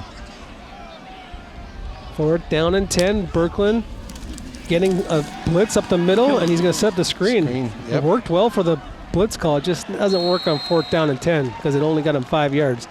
Nice recovery there. That's not usually a good 4th down play or 3rd and long yard play because that's what people are looking for. Now 2nd and medium, that's a good play. Max Coles, who had the earlier personal foul, had a really great possession. He put pressure on Berkland early, and then he recovers and makes that tackle there. I think Coles is a pretty darn good player. He's been another one here tonight that's just been tough for Wayzata to deal with. Yeah, they've really struggled with several of the guys on the defense that have played really well. And now the offense, Wayzata has 2 timeouts, so Shakopee's going to have to get at least 1 first down before they can try to run the clock out. If you're Trojans, you're just trying to get your hand on the football, helmet on the football, see if you can knock another one loose. On 1st down, handoff goes to Clark up the middle, and he's just the perfect running back for this type of situation. He just falls forward for a couple more. And got to point out the offensive lineman when we can. You and I both like good blocking. And, again, just a tremendous pancake block here by Trey Boyd on that play, number 78 for the Shakopee Sabers. He just absolutely drove his defender backwards and put him on the turf. I think this Shakopee team is a little bit going to be difficult to reckon with here. I mean, they don't look like a state powerhouse by any means, but they're off to a great start. They're going to be tough to deal with them because the many different guys that can carry the football, and their offensive line seems to make some holes and get a good push. And they get off the ball really nicely. The other thing is their defense plays very well. They're aggressive, they're good tacklers, and they don't seem to have a problem psychologically when their offense turns the ball over. They just go after it. I'm really curious to see the score and the result of next week's Shakopee Eden Prairie game, because Eden Prairie plays kind of a similar style where they like to just be really good up front, right? And move the ball downfield, and they're okay. They're okay in third down situations as long as it's manageable. They'll put the ball on the ground on third down. The only difference is Eden Prairie always has some good pass plays when they need it. They're able to mix in the pass at the times you don't expect it. They almost always have some good skill people. Yeah. A little bit short of the first down is Clark. Clark is now north of 25 carries in this game. He has got the ball a lot. He's a workhorse and doesn't quite get the first down here, but again, just such positive yards almost nearly every play. Wayzata is going to use a timeout here, so that'll be their last timeout if they take it. Yep, that's their last timeout. Fans are reminded that Wayzata show self-respect teams to invite all teams to join them. Well, Shakopee is one of those schools that is not landlocked and has a lot of housing development stuff like that. So it's one of those places that the sports are going to pick up and get better. You'll see some of these schools here on the outer ring suburbs that start to get quite a bit of population and growth inside of them, and a lot of enthusiasm in their athletics, and they're coming. I mean, they're going to have a really good hockey team this year. It's kind of the sports that I follow. I know basketball, they've always had some good teams in the past, but Chanhassen has improved a lot over the last couple years. Prior Lake.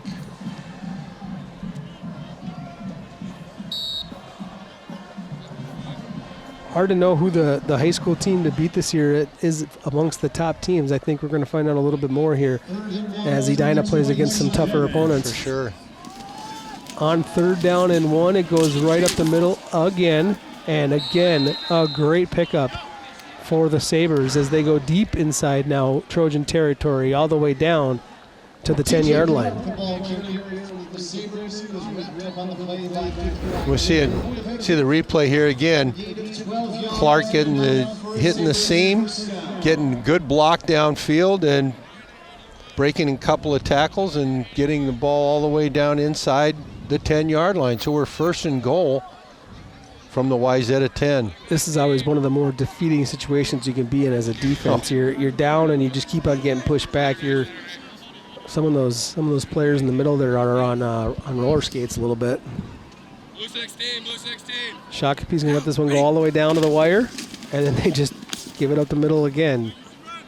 I think they're pretty well going to be happy with 17 points. If they get the next touchdown, they get the next touchdown. But I think they're going to run as safe a type of play as they possibly can. TJ Clark just adding up the carries at this point. Boy, he is going to be a sore one tomorrow because all of his runs are right up the middle.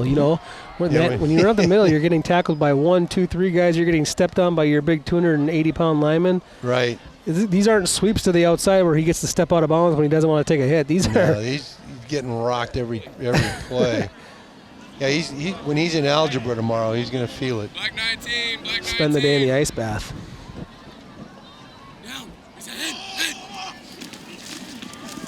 This time they give him a break. They hand the ball up on a counter play up the middle.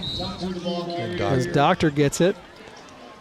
And Doctor gets taken down after just kind of a nothing play, no gain. But that's going to bring the clock just to where they have to run one more play.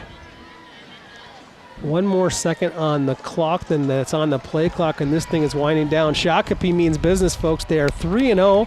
They come to Wayzata. They get it done against the Trojans. Wayzata falls to 1-2, facing quite the test next week against Edina. And again, Shakopee plays against Eden Prairie.